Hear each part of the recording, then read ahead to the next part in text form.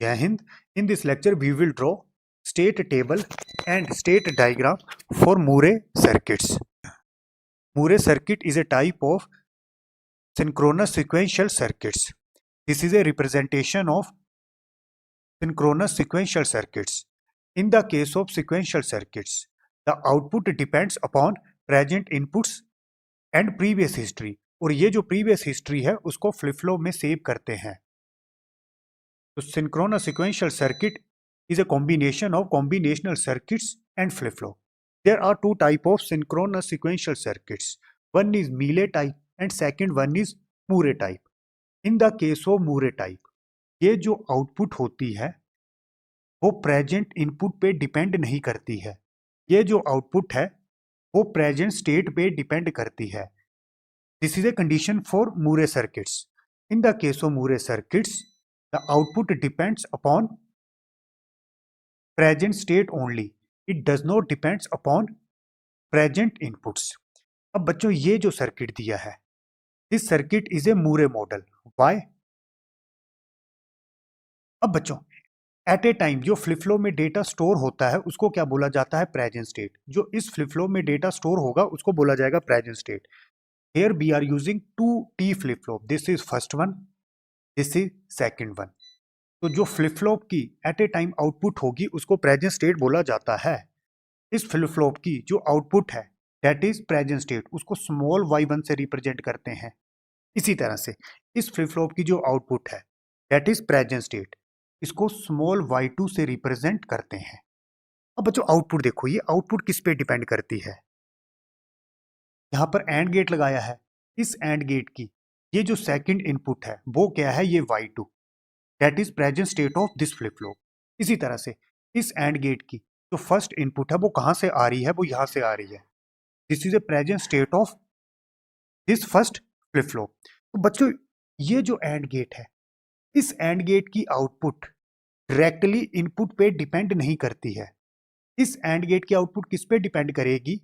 जो flip flop में data store है that is y1 and this is y2. तो इस एंड गेट की आउटपुट प्रेजेंट स्टेट पे ही डिपेंड करती है, वो प्रेजेंट इनपुट में डायरेक्टली डिपेंड नहीं करती. तो ये जो सर्किट है this is a Murray model. अब बच्चों this is a clock. At a time दोनों फ्लिप फ्लॉप में सेम क्लॉक अप्लाई करते हैं, आप देख सकते हो.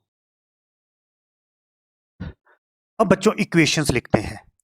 एट ए टाइम जो फ्लिप फ्लॉप की आउटपुट है उसको बोला जाता है प्रेजेंट स्टेट, और उसको किससे रिप्रेजेंट करते हैं? Small y1. ये जो आउटपुट है इसको स्मॉल y1 से रिप्रेजेंट किया, this is small y2. At a time जो फ्लिप फ्लॉप की आउटपुट है उसको बोला जाता है present state. For example this is a memory element, इसकी जो आउटपुट है उसको क्या बोला जाएगा? Small y. अब बच्चों पहले मैं आउटपुट के लिए लॉजिकल एक्सप्रेशन लिखूं. आउटपुट इस एंड गेट की इनपुट्स क्या है? Output of this first flip flop that is y1 और सेकंड इनपुट है ये y2. आउटपुट का एक्सप्रेशन हुआ y1 इनटू y2, और ये स्मॉल y1 और y2 क्या है? Present state of flip flops. अब बच्चों मैं t इनपुट के लिए लॉजिकल एक्सप्रेशन लिखूंगा. तो मैंने यहां लिखा t1. यहां पर है एंड ऑपरेशन. इस एंड ऑपरेशन की इनपुट्स क्या है बच्चों? एक तो ये जो प्रेजेंट इनपुट है x, और ये दूसरी इनपुट कहां से आ रही है? ये जो दूसरी इनपुट है, ये जो सेकंड फ्लिप फ्लॉप है इसकी आउटपुट से आ रही है. तो यहां पर आउटपुट है y2 that is present state, तो ये y2 यहां पर अप्लाई हो जाएगा. तो दिस इज एंड ऑपरेशन. तो इन टू इनपुट्स के बीच में एंड ऑपरेशन होगा. तो t1 is equal to x into y2. तो बच्चों t1 में जो इनपुट है वो है x इनटू y2. इसी तरह से बच्चों इसके लिए लॉजिकल एक्सप्रेशन लिखते हैं t2 में इनपुट्स कहां से आ रही है? बच्चों t2 में इनपुट आ रही है ये जो प्रेजेंट इनपुट है x, मतलब इसकी बात करता हूं मैं. ये जो इनपुट है वो t2 में अप्लाई करते हैं. तो t2 is equal to x. अब बच्चों at a time flip flop में क्या है? प्रेजेंट इनपुट्स है, प्रेजेंट स्टेट है और साथ में क्लॉक है. अब बच्चों एक बार फ्लिप फ्लॉप के बेसिक्स देख लेते हैं। For example this is a flip flop. इस फ्लिप फ्लॉप की जो प्रेजेंट में आउटपुट है उसको क्यू एन से रिप्रेजेंट किया जाता है। This is A present state. For example यहाँ स्मॉल y1 से रिप्रेजेंट किया था। ये जो क्यू एन है this is A present state of flip flop, और यहाँ पर हम प्रेजेंट इनपुट्स अप्लाई करते हैं। अब बच्चों this is a clock signal. जैसे क्लॉक सिग्नल में पॉजिटिव एज ट्रिगरिंग अप्लाई करते हैं। पॉजिटिव एज ट्रिगरिंग का क्या मतलब है? जैसे क्लॉक में ये राइजिंग एज अप्लाई करते हैं, ये लो टू हाई जो ट्रांजिशन है। फॉर एग्जाम्पल ये जो लो टू हाई ट्रांजिशन है इसको लॉजिक 1 भी बोल देते हैं। ये जो लो टू हाई ट्रांजिशन, जैसे ही क्लॉक में ये स्पाइक अप्लाई करेंगे या सिंपली मैं बोलूंगा लॉजिक 1 अप्लाई करेंगे, फ्लिप फ्लॉप की आउटपुट में चेंज हो जाएगा, और जो फ्लिप फ्लॉप की नई आउटपुट मिलेगी उसको बोला जाता है नेक्स्ट। और ये जो नेक्स्ट स्टेट है ये किस पे डिपेंड करती है? जो फ्लिप फ्लॉप में प्रेजेंट इनपुट्स अप्लाई करेंगे। तो ये जो नेक्स्ट स्टेट है ये किस पे डिपेंड करेगी? जो फ्लिप फ्लॉप में प्रेजेंट इनपुट्स अप्लाई करेंगे। तो simply present state to next state transition कब होगा? जब क्लॉक में राइजिंग एज अप्लाई करेंगे। फॉर एग्जाम्पल ये जो ड्यूरेशन है जिसको मैंने लॉजिक 1 बोला, ये जो ड्यूरेशन, ये जो स्पाइक्स हैं, जैसे फ्लिप फ्लॉप की क्लॉक में ये स्पाइक्स अप्लाई करते हैं, फ्लिप फ्लॉप एक्टिवेट हो जाता है, और जो फ्लिप फ्लॉप की नई आउटपुट मिलेगी उसको नेक्स्ट स्टेट बोला जाता है। और नेक्स्ट स्टेट किस पे डिपेंड करती है? ये जो प्रेजेंट इनपुट सप्लाई करेंगे।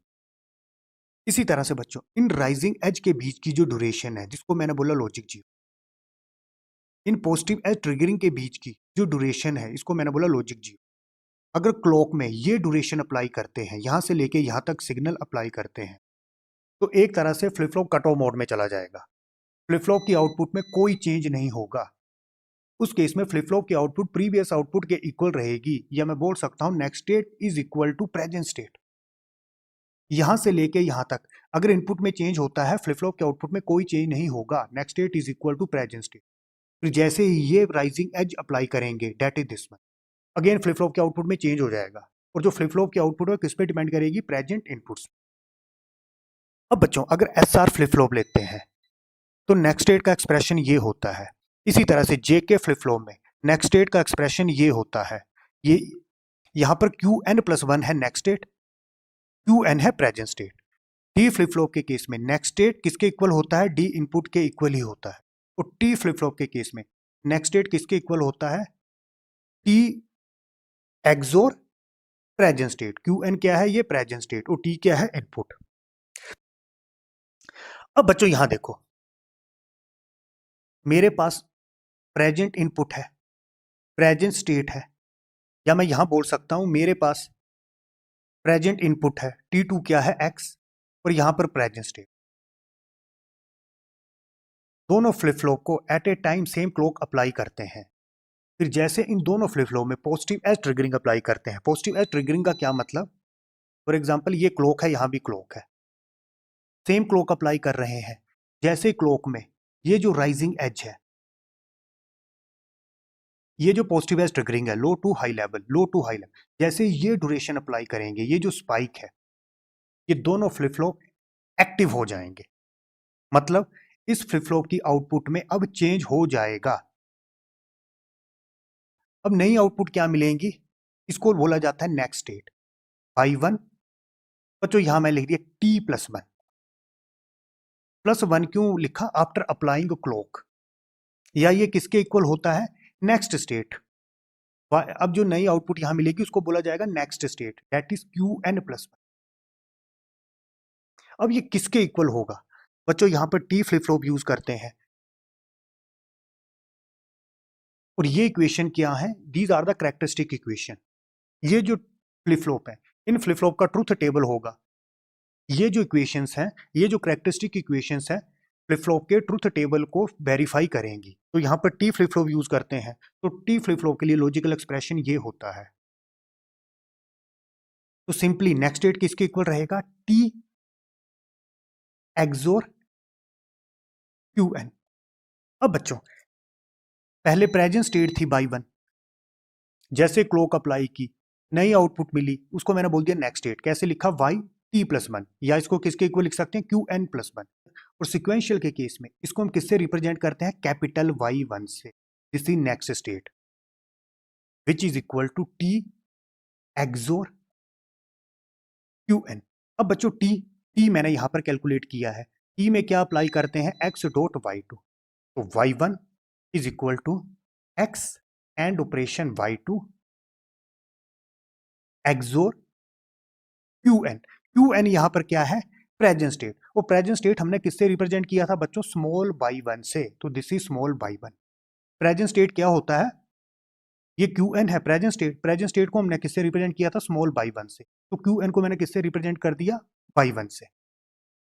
आपने कंफ्यूज नहीं होना है, ये क्यू एन क्या होता है, प्रेजेंट स्टेट, और प्रेजेंट स्टेट को इसमें हम किससे रिप्रेजेंट करते हैं, स्मॉल वाई से, और जो नेक्स्ट स्टेट होता है उसको किससे रिप्रेजेंट करते हैं, वाई टी प्लस वन, को लिखा जाता है Q N plus one next state, या फिर इसको मैं कैसे लिख सकता हूं, कैपिटल वाई। अब बच्चों यहां पर जो नेक्स्ट स्टेट मिलती है उसको मैंने बोला Y one is equal to X dot Y two XOR Y one. XOR क्या होता है, अगर टू इनपुट्स के बीच में मैं एक्सोर करता हूं तो ये किसके इक्वल होता है, पहले ए के ऊपर बार लेना है, बी को as it is, A as it is B के ऊपर बार लेना है, तो सेम मैं यहां पर अप्लाई करता हूं, इसको मैं ए इनपुट कंसीडर करता हूं, इसको मैं बी, तो कैसे लिखूंगा, एक्स बाई टू बार, इसको एज इट इज लिखना है बाई वन, प्लस ए को एज इट इज लिखना है, ए क्या है this one, X Y two into B के ऊपर बार, तो बाई वन बार, तो this is logical expression for next state by one. अब बच्चों इसके लिए नेक्स्ट स्टेट का लॉजिकल एक्सप्रेशन लिखते हैं, पहले प्रेजेंट स्टेट थी बाई टू, इनपुट थी एक्स, फिर जैसे ही क्लॉक में पॉजिटिव एज ट्रिगरिंग अप्लाई करते हैं, मतलब ये ड्यूरेशन अप्लाई किया, इस फ्लिप फ्लॉप की आउटपुट चेंज हो जाएगी, तो नेक्स्ट स्टेट क्या मिलेगी, उसको मैंने रिप्रेजेंट किया Y two T plus one, ये इसको मैं किसके इक्वल लिख सकता हूं, कैपिटल वाई टू, और ये किसके इक्वल होता है, यहां पर टी फ्लिप फ्लॉप यूज करते हैं, तो टी फ्लिप फ्लॉप के केस में ये जो नेक्स्ट स्टेट है दैट इज वाई टू, किसके इक्वल है, T XOR Q N, T XOR, अब क्यू एन क्या है, प्रेजेंट स्टेट, यहां पर प्रेजेंट स्टेट किससे रिप्रेजेंट किया था, स्मॉल बाई टू से। अब बच्चों ये टी इनपुट क्या है, यहां पर एक्स है, एक्स एक्सोर बाई टू। अब बच्चों इक्वेशन लिख लो, इक्वेशन कैसे लिखोगे, अब बच्चों इसको सोल्व करते हैं, कैसे करना है, ये फार्मूला यूज करना है, टू इनपुट्स के बीच में एक्सोर ऑपरेशन है, तो एक्स के ऊपर पहले बार लेना है, वाई टू को as it is, plus X को एज इट इज लिखना है, वाई टू के ऊपर बार लेना है।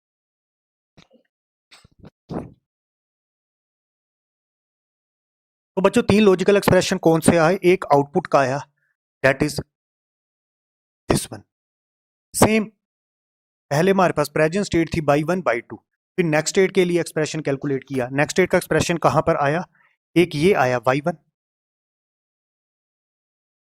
दूसरा Y two that is this one.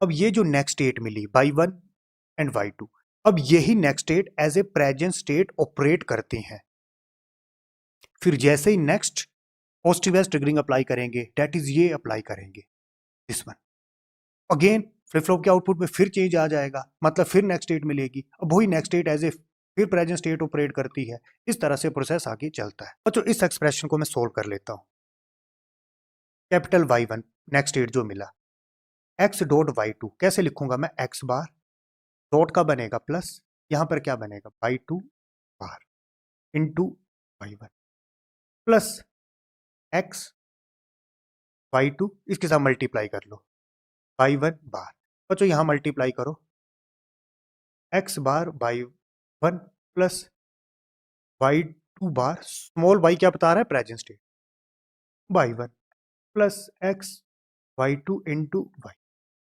तो this is a logical expression for next state for this flip flop. Again बच्चों आपको याद रखना है, इस केस में हम टी फ्लिप फ्लॉप यूज करते थे, तो ये कैरेक्टरिस्टिक इक्वेशन हमने यूज किया। कैरेक्टरिस्टिक इक्वेशन क्या बताता है बच्चों, जैसे यहां पर हम डिफरेंट फ्लिप फ्लॉप यूज करते हैं, डिफरेंट फ्लिप फ्लॉप का ट्रुथ टेबल अलग अलग होगा, तो कैरेक्टरिस्टिक जो एक्सप्रेशन होते हैं वो क्या होता है, लॉजिकल इक्वेशंस होती हैं, और ये जो लॉजिकल इक्वेशंस होती हैं ये फ्लिप फ्लॉप के ट्रुथ टेबल को सेटिस्फाई करती हैं। जैसे यहाँ पर टी फ्लिप फ्लॉप यूज किया तो ये इक्वेशन यूज की, इसी तरह से अगर यहाँ पर जेके फ्लिप फ्लॉप यूज करते तो ये इक्वेशन यूज करनी थी। क्यू एन प्लस वन क्या है? Next state. क्यू एन क्या है? Present state. और ये जेके क्या है? इनपुट्स जो यहाँ पर अप्लाई करते हैं। जैसे टी के केस में यहाँ पर जो इनपुट्स थी वो क्या थी? T1 and T2। अब बच्चों मैं समराइज करता हूँ। एट ए टाइम जो फ्लिप फ्लॉप में डेटा स्टोर होता है उसको बोला जाता है present state. For example this is y1, this is y2। और मूरे के केस में जो आउटपुट थी वो किस पे डिपेंड करती थी? y1 और y2। ये जो आउटपुट थी ये प्रेजेंट इनपुट पे डायरेक्टली डिपेंड नहीं करती थी। उसके बाद बच्चों हमने क्या किया? T1 और T2 के लिए ये जो इनपुट्स हैं इनके लिए एक्सप्रेशन कैलकुलेट की। फिर जैसे नेक्स्ट क्लॉक अप्लाई की, फॉर एग्जांपल क्लॉक में लॉजिक 1 अप्लाई किया, या फॉर एग्जांपल ये ड्यूरेशन अप्लाई किया, दोनों में ये ड्यूरेशन अप्लाई होगी, फ्लिप फ्लॉप के आउटपुट में चेंज हो जाएगा। अब जो फ्लिप फ्लॉप के आउटपुट में चेंज होगा उसको बोला जाता है नेक्स्ट स्टेट, y1 t+1। और इसको किससे रिप्रेजेंट किया जाता है? Capital y1। यहां पर t+1 क्या बताएगा? नेक्स्ट क्लॉक अप्लाई करेंगे। फॉर एग्जांपल फर्स्ट क्लॉक यहां पर अप्लाई किया तो सेकंड यहां पर होगी, थर्ड यहां पर होगी, फोर्थ यहां पर होगी। ये जो राइजिंग एज क्लॉक की है दैट इज दिस वन। उसके बाद हमने एक्सप्रेशन लिखे नेक्स्ट स्टेट के। कैपिटल y1 के लिए ये लिखा, कैपिटल y2 के लिए ये लिखा। उसके बाद यही नेक्स्ट स्टेट फिर as a present state operate करती हैं, फिर आगे प्रोसेस होता है। एक तरह से मैं नेक्स्ट स्टेट क्या बोल सकता हूँ? जिस टाइम पे क्लॉक अप्लाई करते हैं, फॉर एग्जांपल यहां पर मैंने क्लॉक अप्लाई किया, ये ड्यूरेशन अप्लाई किया, तो फ्लिप फ्लॉप के आउटपुट में चेंज हो जाएगा, यहां पर आउटपुट मिलेगी, उसको बोलूंगा नेक्स्ट स्टेट। इससे पहले जो आउटपुट थी वो थी प्रेजेंट स्टेट QN, यहां से लेके यहां तक। अगेन अब ये next state as a present state operate करेगी। अगेन फिर यहां पर क्लॉक अप्लाई किया, यहां पर जो आउटपुट मिलेगी उस पर हम बोलेंगे नेक्स्ट स्टेट। अब इसके पहले जो आउटपुट रही होगी उसको मैं बोल दूंगा present state.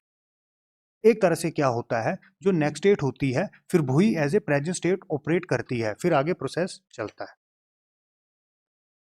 What is the next state? The output of flip flop which you are getting when you are just applying the clock, that is ये एज। अगर मैं इसकी बात करता हूँ तो प्रेजेंट स्टेट क्या होता है? The output of flip flop which you are getting before applying the clock. अब बच्चों स्टेट टेबल बनाते हैं। स्टेट टेबल क्या बताता है? For all possible inputs but should be the output and next state. अब बच्चों इनपुट्स क्या होगी? एक तो इनपुट होगी present state at a time जो फ्लिप फ्लॉप में डेटा स्टोर है, स्मॉल y1 y2। तो कितने पॉसिबल कॉम्बिनेशन है? 4। y1 y2 की वैल्यू क्या हो सकती है? 0 0 0 1 1 0 1 1, मैंने लिख दिया। इनपुट की वैल्यू क्या हो सकती है? सिंगल इनपुट है प्रेजेंट इनपुट, इसकी वैल्यू 0 हो सकती है या फिर 1, तो मैंने लिखा नेक्स्ट स्टेट। x की वैल्यू 0 हो सकती है या फिर x की वैल्यू 1, आगे लिखा आउटपुट। अब आउटपुट के केस में मैंने x0 और x1 नहीं लिखा। ऐसा क्यों नहीं लिखा बच्चों? ये है मूरे मॉडल। मूरे मॉडल के केस में आउटपुट इनपुट्स पे डिपेंड नहीं करती है, वो केवल प्रेजेंट स्टेट पे डिपेंड करती है। इसलिए आउटपुट के केस में x0 या फिर x1 नहीं लिखा। आउटपुट इनपुट्स पे डिपेंड नहीं करती। अब बच्चों स्टेट टेबल में मैं ऑलरेडी वैल्यू फिल कर चुका हूँ। ये कैसे किया है मैंने? जैसे प्रेजेंट स्टेट की वैल्यू क्या हो सकती है? From 0 0 to 1 1। मैं आउटपुट देखता हूँ। अगर प्रेजेंट स्टेट की वैल्यू रहती है 0 0, आउटपुट क्या रहेगी? एंड ऑपरेशन है, दोनों इनपुट 0 तो आउटपुट। इसी तरह से अगर प्रेजेंट स्टेट की वैल्यू 0 1 रहती है, एंड ऑपरेशन हो रहा है, कोई भी इनपुट 0 होगी तो आउटपुट 0।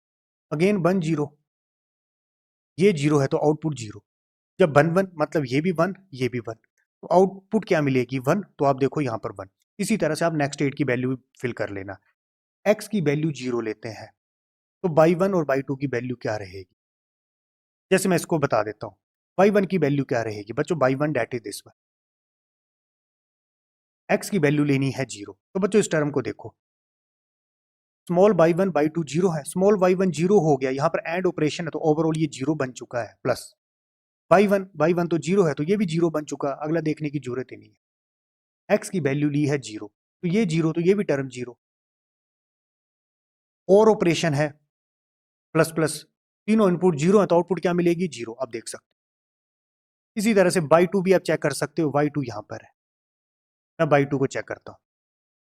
एक्स की वैल्यू क्या लेनी है 0, तो ये टर्म तो हो गई 0 प्लस 0 बार, तो ये 1 हो जाएगा, 0 लेंगे बार लेंगे तो 1, आगे है बाई 2, पर बाई 2 की वैल्यू क्या है प्रेजेंट स्टेट 0, 1.0, 0 प्लस 0 0, तो अगेन यहाँ पर 0। इसी तरह से बच्चों इसको भी देख लेते हैं, x की वैल्यू है 1,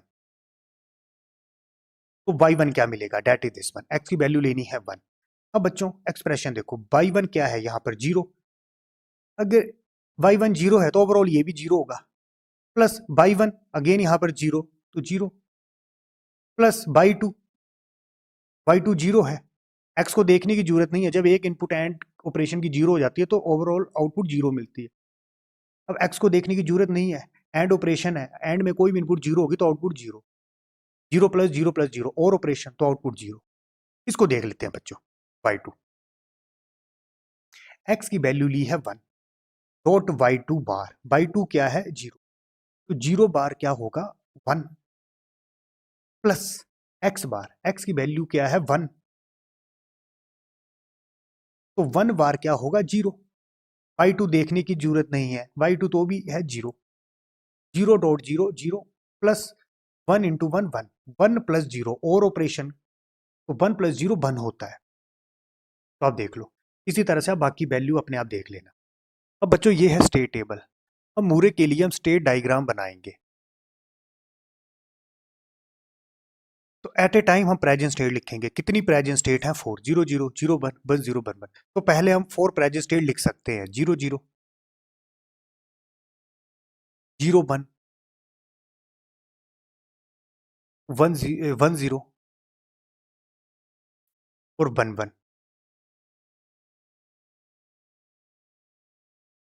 अब बच्चों फॉर एग्जांपल मैं यहां पर खड़ा हूं, प्रेजेंट स्टेट है 0 0, दैट इज दिस वन। जैसे ही x में 0 अप्लाई करते हैं, फिर जैसे नेक्स्ट क्लॉक अप्लाई करेंगे, दैट इज दिस वन, मैंने इसकी बात करता हूं, तो नेक्स्ट स्टेट क्या मिली 0 0, तो प्रेजेंट स्टेट है 0 0। अब यहां देखो प्रेजेंट स्टेट है 0 0, अगर x में 0 अप्लाई करो या x में 1 अप्लाई करो, आउटपुट क्या रह रही है 0, तो इसके नीचे हम आउटपुट इस तरह से 0 लिख लेते हैं, अगर मूरे के थ्रू बनाना है। पिछले लेक्चर में हमने मीले डिस्कस किया था, मीले के केस में आउटपुट हम यहां पर नहीं लिखते हैं, मूरे के केस में जो आउटपुट है उसको प्रेजेंट स्टेट के नीचे लिखा जाता है। अब अगला देखते हैं, प्रेजेंट स्टेट मेरे पास 0 0 है, अगर x में 0 अप्लाई करते तो नेक्स्ट स्टेट क्या मिलनी थी 0 0, मतलब यही मिलनी थी, तो इसको इस तरह से इनपुट क्या अप्लाई किया, x इज इक्वल टू 0। अब ये जो आउटपुट है मूरे के केस में, आउटपुट हम यहां पर लिखते हैं, पर मीले के केस में जो आउटपुट है वो स्टेट्स के नीचे नहीं लिखते, जो आउटपुट है वो इनपुट के नीचे लिखते हैं, पर मूरे के केस में जो आउटपुट है वो स्टेट के नीचे लिखा जाता है, और मूरे के केस में आउटपुट सेम रहेगी। ये प्रेजेंट स्टेट है, अब 0 अप्लाई करो या 1 अप्लाई करो, आउटपुट 0 रहनी है। इसी तरह से 1 0 लेता हूं मैं प्रेजेंट स्टेट, आप x में 0 अप्लाई करो, x में 1 अप्लाई करो, आउटपुट 0 ही रहनी है, दोनों के लिए आउटपुट सेम रहनी है। तो आप कोई भी प्रेजेंट स्टेट ले लो, x 0 अप्लाई करो या x 1 अप्लाई करो, आउटपुट सेम रहेगी। इसीलिए मूरे के केस में जो आउटपुट है हमेशा स्टेट के नीचे लिखी जाती है। तो बच्चों मैं 0 0 में था, x में 0 अप्लाई किया, नेक्स्ट स्टेट क्या मिली, ये 0 0। अब सेम यही next state as a present state operate करेगी, मतलब यही दूसरा केस मैंने डिस्कस किया, x में 1 अप्लाई किया, नेक्स्ट स्टेट क्या मिली 0 1, x में क्या अप्लाई किया है 1। अब बच्चों यही next state as a present state operate करेगी, दैट इज दिस वन। अगर x में आप 0 अप्लाई करते हो या x में 1 अप्लाई करते हो, आउटपुट ने क्या रहना है 0, के नीचे यहां पर आउटपुट लिख देंगे। अब इसको देखते हैं, मैं 0 1 पे खड़ा हूं, प्रेजेंट इनपुट में 0 अप्लाई किया, तो नेक्स्ट स्टेट क्या मिली 0 1, दैट इज मैं यहीं पर ही रहा, प्रेजेंट इनपुट 0। इसी तरह से 0 1 पे थे, इनपुट 0 के लिए चेक कर लिया, इसी तरह से आप इनपुट 1 के लिए चेक करोगे, या मैं ये बोल सकता हूँ नेक्स्ट स्टेट, या मैं ये बोल सकता हूँ 0 1 पे था, इनपुट में 0 अप्लाई किया, नेक्स्ट स्टेट क्या मिली 0 1। अब यही 0 1 as a present state operate करेगा, मतलब दिस वन। इनपुट में 1 अप्लाई करते हैं तो नेक्स्ट स्टेट क्या मिला 1 0, दैट इज दिस। इनपुट में क्या अप्लाई किया 1। बच्चों दोनों केस डिस्कस कर लिए, 0 1 पे खड़े थे प्रेजेंट स्टेट, इनपुट 0 अप्लाई किया, नेक्स्ट स्टेट 0 1 मिला। इसी तरह से प्रेजेंट स्टेट 0 1 है, अगर इनपुट 1 अप्लाई करते तो नेक्स्ट स्टेट क्या मिलनी थी 1 0। अब मैं यहां पर this is A present state, अगर इनपुट में 0 अप्लाई करो या 1 अप्लाई करो आउटपुट 0 रही नहीं है तो इसके नीचे पहले आप आउटपुट लिख, अगेन 1 0 प्रेजेंट स्टेट, इनपुट में 0 अप्लाई करते तो नेक्स्ट स्टेट 1 0 ही मिलनी थी, मतलब यही मिलनी थी, इनपुट 0।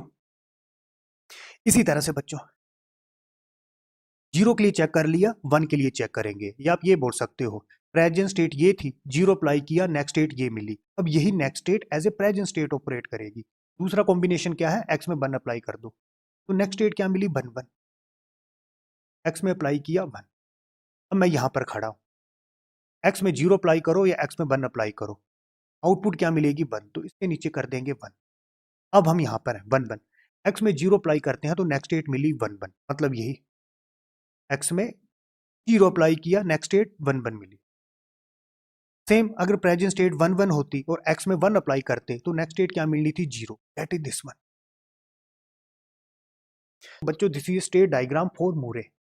मीले के केस में जब हमने स्टेट डायग्राम बनाया था तो उस केस में जो आउटपुट थी उसको इनपुट के नीचे लिखा जाता था, पर मूरे के केस में जो आउटपुट है उसको स्टेट के नीचे लिखा जाता है। ऐसा क्यों लिखा जाता है?